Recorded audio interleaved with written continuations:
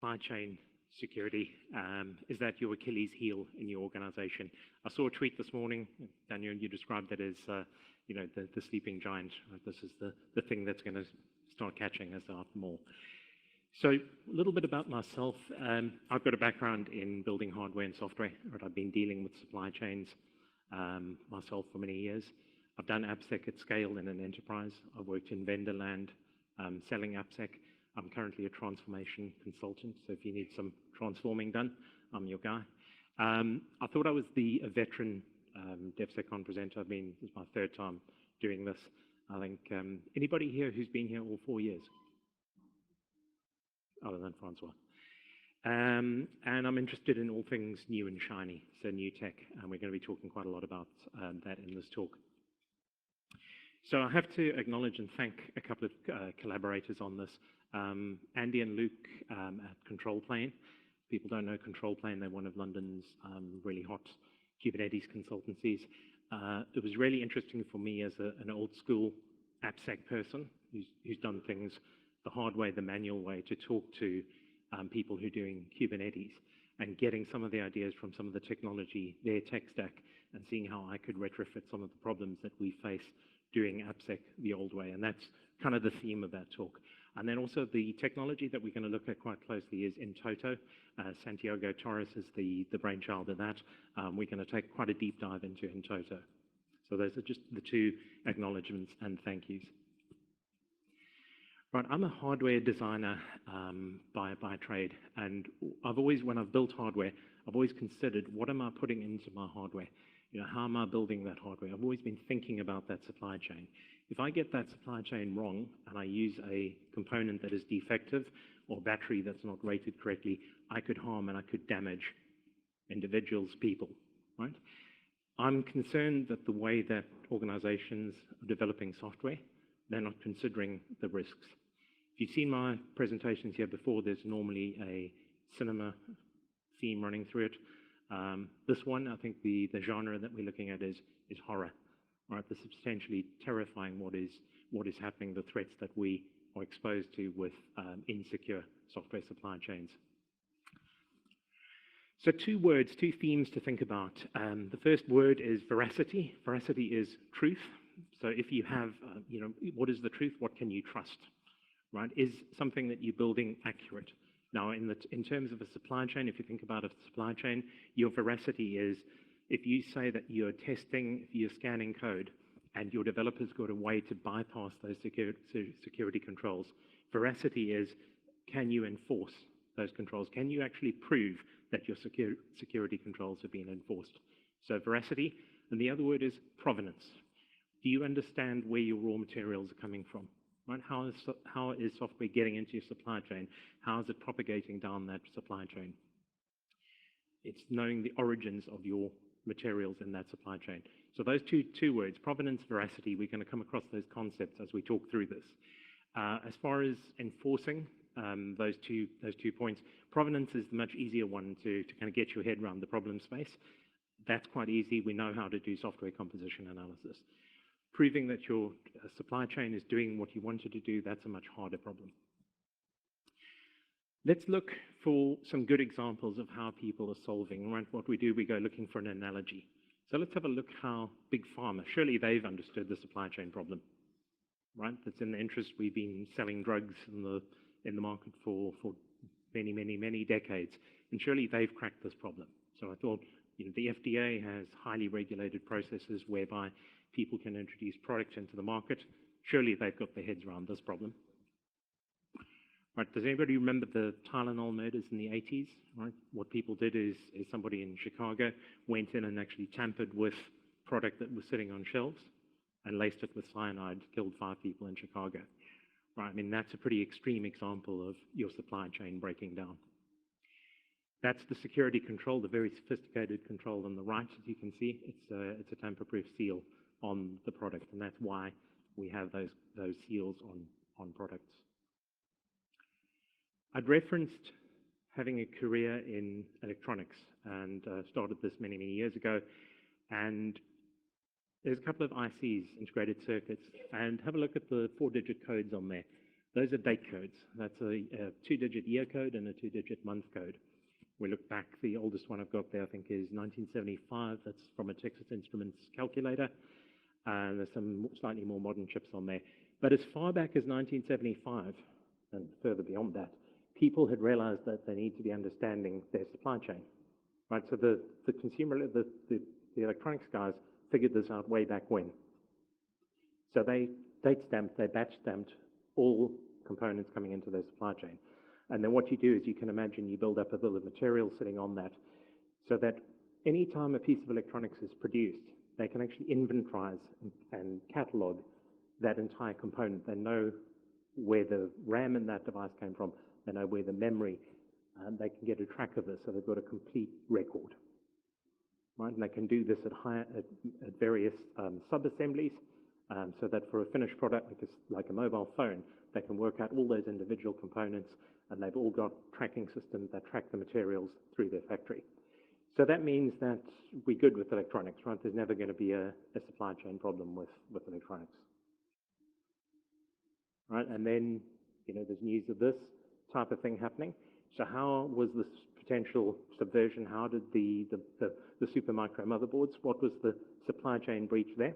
Did they go and fiddle with the raw materials?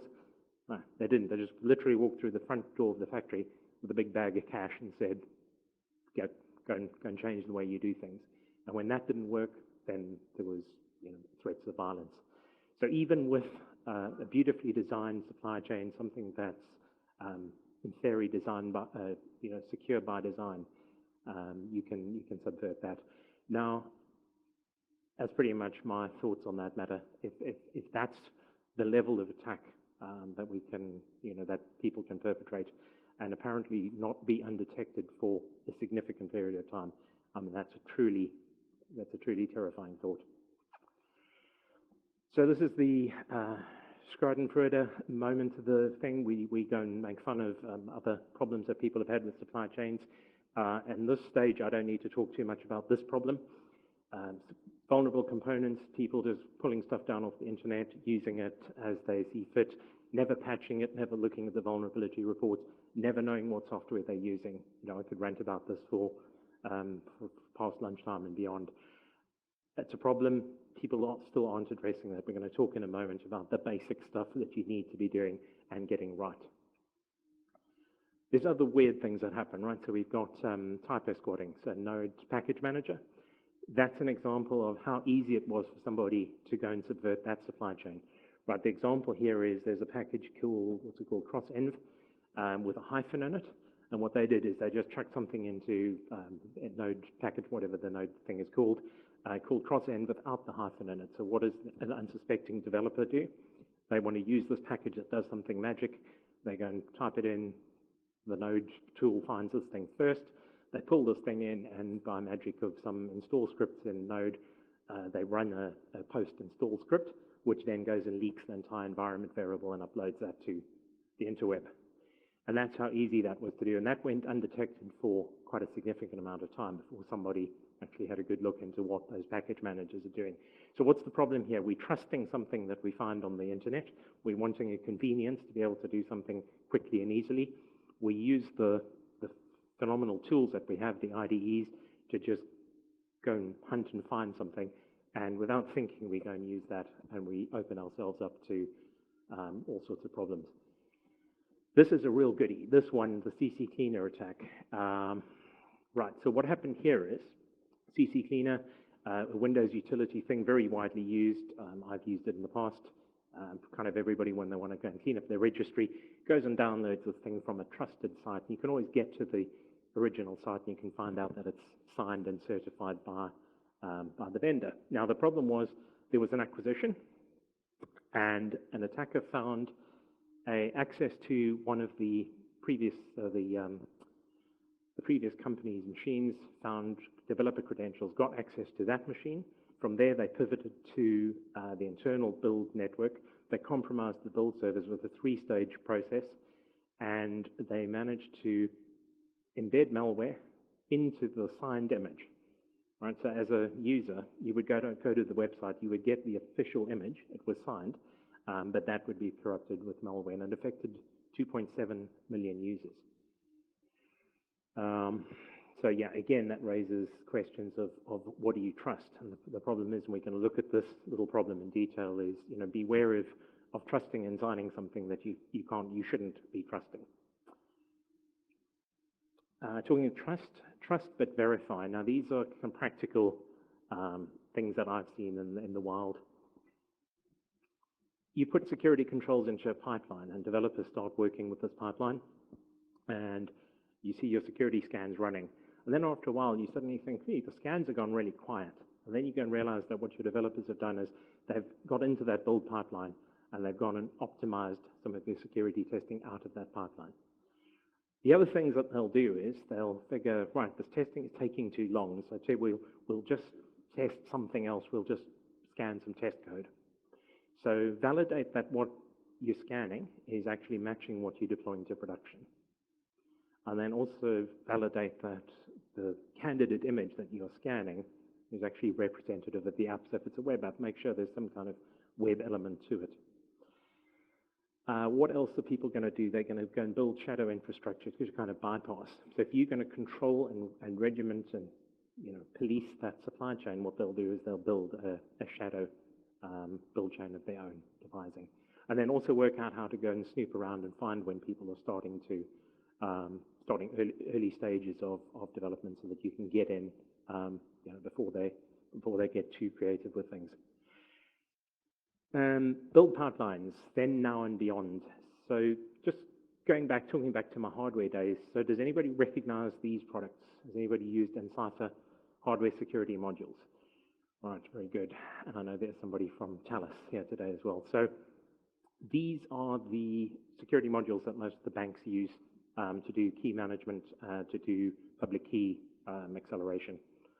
They are the root trust source. Right? These things have the keys, the crown jewels are embedded in these devices.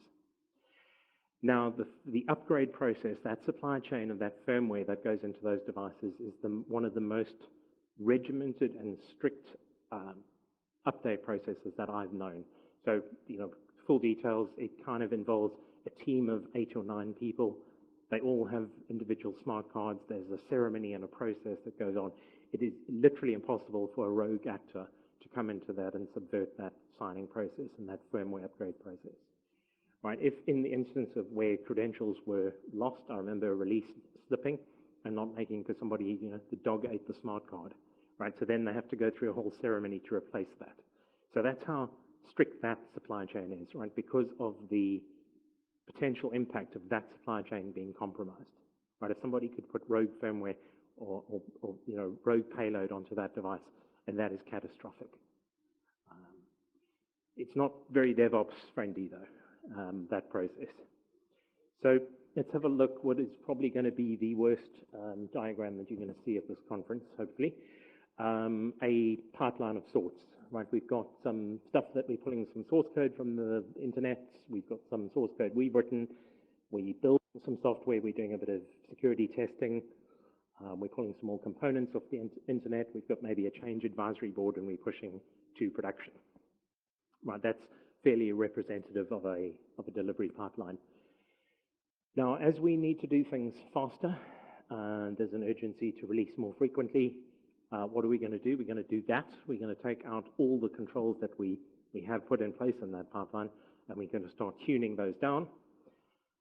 And we're going to open ourselves up, and I said this is a potential nightmare, is we're going to just improve that pipeline of being able to deliver unknown quantities from the internet in source and binary form to our production instances.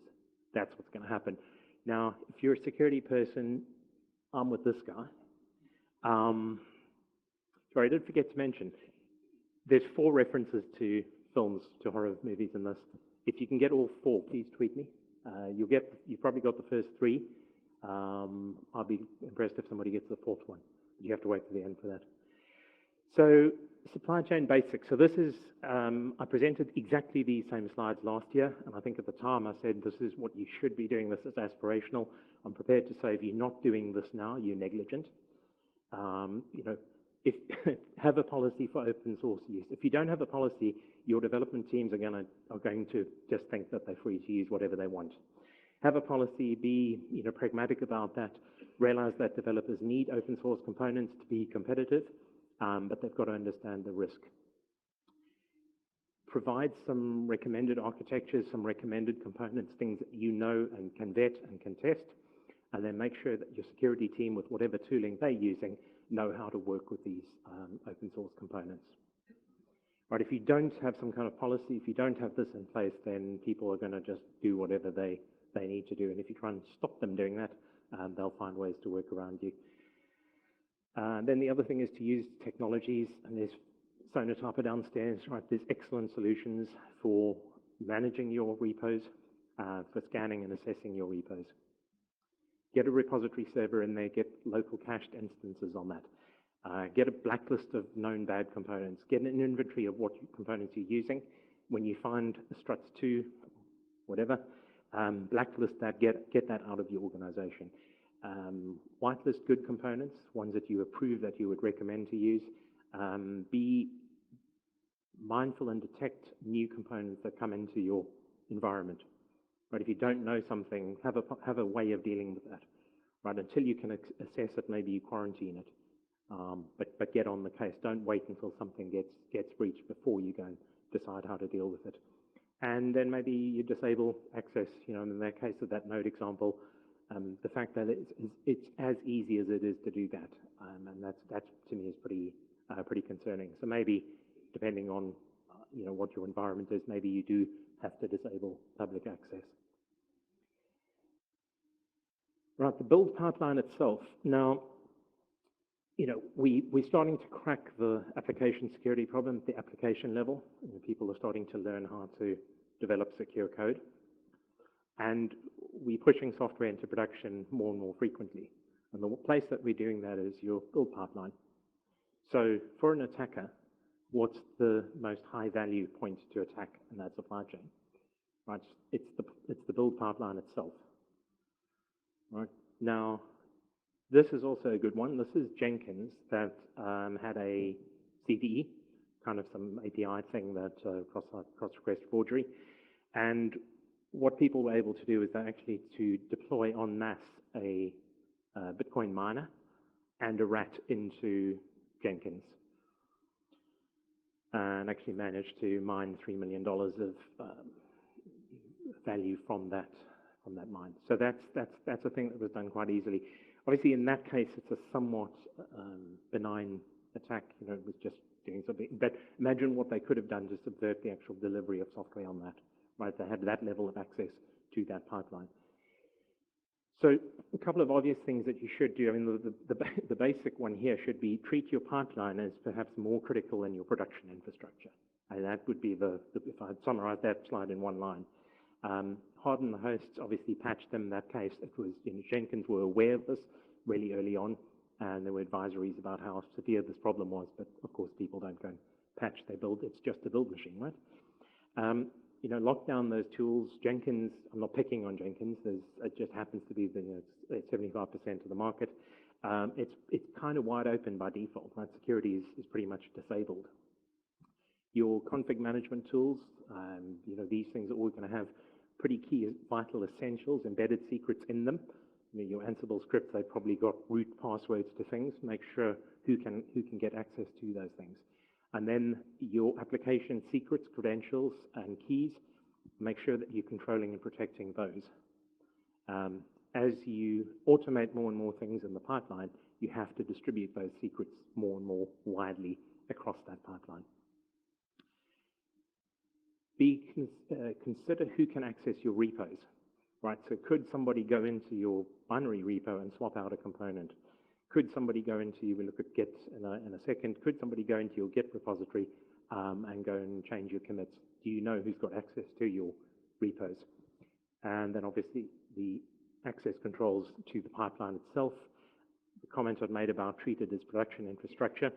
And then if you're worried about people coming in and fiddling around with the pipeline and changing things, build an ephemeral, got that one right, ephemeral hardened pipeline, build pipeline.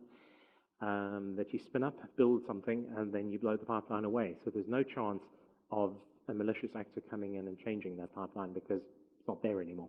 Right? It's infrastructure as code. You just build up the pipeline.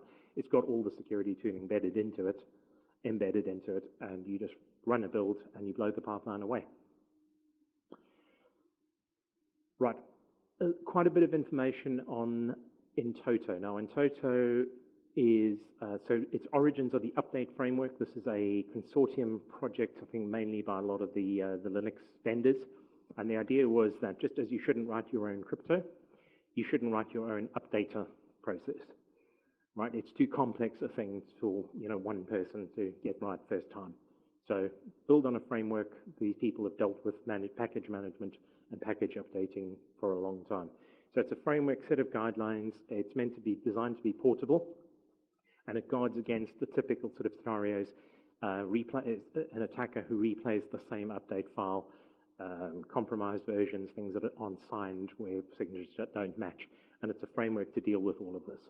If you sort of Docker savvy, Notary, if you've heard of Notary, Notary is the Docker implementation of the update framework. So what is in-toto? So I really like that, the problem statement there of what is the motivation? Why did Santiago come up with in-toto? And it was the fact that you putting too much trust in something that you shouldn't trust. You're going at the very last point and you're snapping on a signature and saying, that's signed.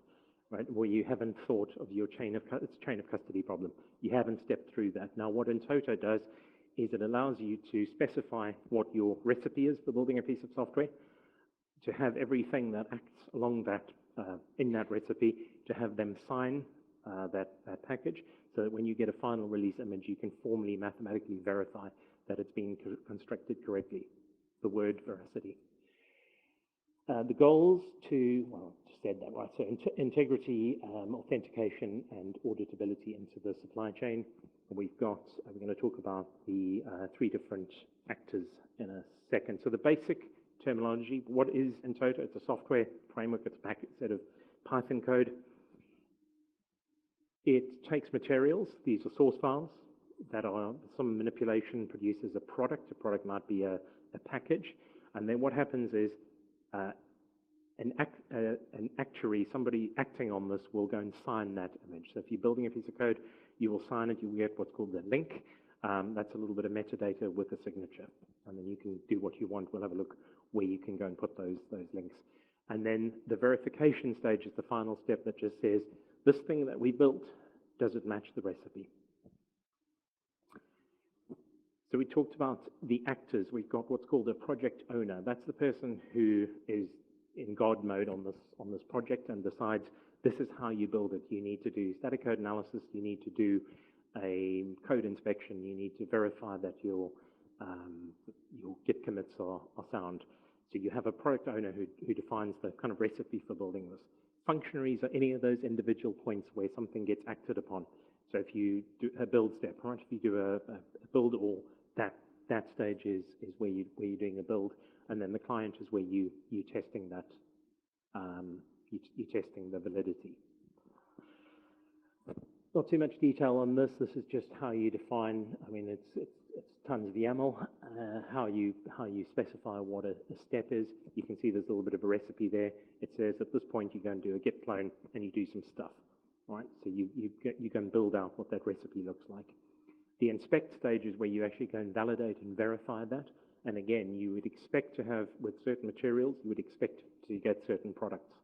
Right? And what this verification stage does, the inspection stage, it gives you a yes or no. That's all it does. Now, the links are the actual data. That's where you go and sign the artifacts. Again, as you'd expect, so what they are, with some checksums against them, and then a digital signature. Right, and in probably today's least impressive demo, that's what it looks like when it runs. So that's a build step. It's a manual. If you go onto the in-toto website, you can just walk through this. That's when the software passes all the verification, right? So you do all the steps. And then what the demo does is it shows you somewhere along there, you just inject something unknown into one of the Python source files along the way, sort of an out-of-band process, like an attack, and then you verify, and what will happen is You can see the diagnostics there. It's detected that that particular file was tampered with. Right, so it is that simple. The demo is a manual process. Here's an example of something in a Jenkins build stage where the link, which is the signed metadata, that's being injected and it's being written into a Redis database. So the idea is that you could put in Toto into your pipeline, and then as software progresses through the pipeline, you could just stamp each of the stages with a link that would get pumped into a database, and then at the end, you could go and then verify that your signature chain sequence in your links tallies up. So one of the better periods of collaboration that I had this year was said with Control Plane, and starting to talk about what people were doing in the cloud native / container space, and seeing how people were doing things right by design. They were incorporating, they were considering that their supply chain was potentially going to be under attack. I was going to do my own slide kind of highlighting these problems, and then I thought that side of Andy's just really nails the problems. Right, so putting point solutions along that way in that pipeline aren't sufficient, because you pick any of those points, let's pick an obvious one, right? If you trust your Git repo as your source of truth, I can show you how to clone a commit into Git. Right, so unless you've got some kind of Git signing with PKI in place, you're trusting the wrong thing right up front. Reproducible builds, great idea, right? So if you take software, you can reproduce your entire environment, your tool chain, and you can reproduce the same binary all the time. But if you're getting you're getting bad input into that, you're producing the same bad output all the time, right? So that in its own isn't sufficient. Binary signing, our friends at CC Cleaner know this one. If you sign something and that has already been subverted, your signature is meaningless. And then verification, if you're able to verify that you've done all these steps, but you are reliant on the trust of the preceding stages. So I think that really nails the problem areas. So just putting one piece of technology, one bit part solution at any point there, and then relying on that solving the veracity of the entire pipeline, it's not the way to do it.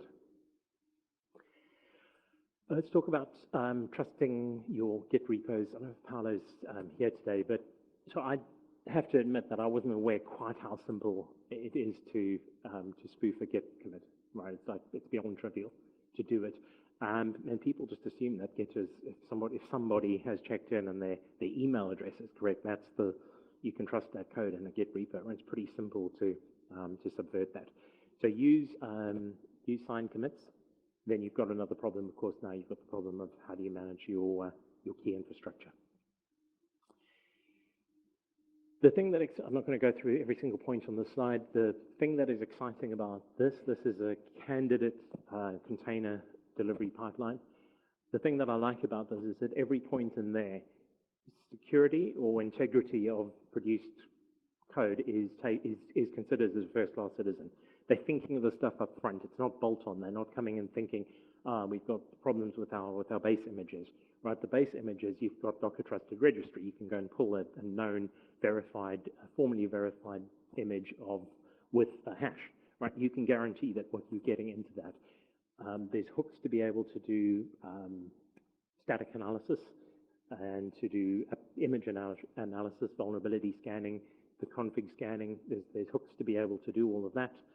Your deployments, if you're going into Kubernetes, there's the concept of an admission controller. The idea of an admission controller is when you're going to put something onto a pod, there's a hook that preempts and says, right, something's about to happen on your pod. This is what's coming in. What do you want to do with that? You've got the point there to be able to reject that. Right, so it's a gating control in the very infrastructure. Right, if you've ever tried to do any kind of gating in a production process, right, that's pretty hard to go and retrofit that. So I think the exciting, the take home for me there is they're thinking about these problems up front, and they're coming up with some pretty good and pretty portable solutions to that as well. Pipeline metadata, right? So there's a whole bunch of, your build system is emitting a load of useful information along the way, right? Who's acting on your code? What dependencies are they using? What versions? You can veracity. You can prove that all your unit tests or your integration tests have run, right? You could verify that as part of metadata, and of course your security data. This data is being pumped out of all these systems, and if you could collate and collect that data, you could use that as an audit tool, or you could indeed use that as that admission controller. Now, the way to do that, there's a number of projects in this space. Google Grapheus is probably the one that most people kind of latch onto. It's one that many of the container security vendors, Aqua, Twistlock, Black Duck, have all got products that can push vulnerability information into Grapheus. What is Grapheus? It's a glorified database. It stores vulnerability information. You can attach metadata to it and artifacts, and it allows you to build up a data store of vulnerability information in your pipeline. And then what you can do is you can go and query that, the metadata, to build up, again, a gating control to get that yes, no. Google have extended this project now to Google Critis, I think it's called, which is it's on GCP, and that drives the admission controller on the Google Cloud Platform. So they use that information that's been pulled out of the Grapheus database to make a decision on yes or no. That's an example of what that looks like in action. But as you can see, each actor in that pipeline is pushing data into Grapheus, and at various key points, Grapheus is being queried to say, can I go live with this? Right, so looking ahead, taking what we learned about in Toto and thinking about, in this case, we've got a cloud-native pipeline where we're taking software, we've got a number of build stages. And what we're doing is we're using in Toto to monitor each of those build points. And at each moment that a build or a CR test or an image scan runs, that is able to report back to Toto via the link mechanism, right? So it's able to go and sign that activity. And at the final stage, the admission controller can go to Toto and say, look, here's the sequence of links or signatures that I've got. Does that tally with what that pipeline is supposed to look like? Right, that's what Control Plane have been doing in the Kubernetes space. I've managed to make that diagram even more of an abomination than it was by adding what I think you could be doing within Toto in a pipeline. So there what we've got is we've got a pipeline engineer, whatever you want to call them, who's architected that pipeline. We've got our hooks into our software composition analysis. We've got our hooks into our static code. And then what we're doing is we are at the point that we push to production, we can go and ask in Toto for a view on that piece of code, whether that's being built securely. So in conclusion, the ways to avoid the horrors of having your supply chain compromised, I think the first one is practice basic hygiene. A lot of people still aren't doing this. Those things about policy, about doing composition analysis. There's no reason not to be doing these. The tools work. The tools are, not exorbitantly expensive, and they just have to be done. If people are pulling in stuff from the internet, you need to be aware of what they're using. Be careful of what you trust. You can see how many examples that we've had in 25 minutes or so of where that trust chain can be can work against you if you trust too eagerly. And then when you do trust, make sure that you're verifying. Right? Trust is a good thing, but make sure that you're doing sampling, you're doing some kind of proof process that's justifying the trust that you've shown.